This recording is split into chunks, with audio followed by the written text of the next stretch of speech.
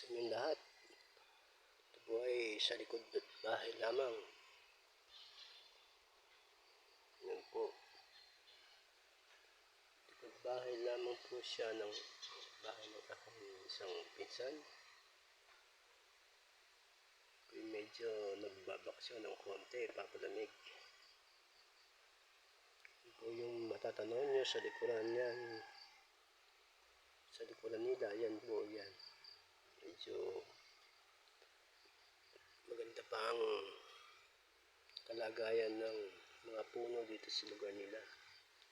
Alaga po yan ng mga watershed, bawal putulin.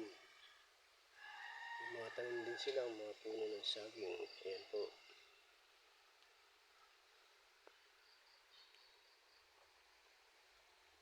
May sapa sa likod ng bahay.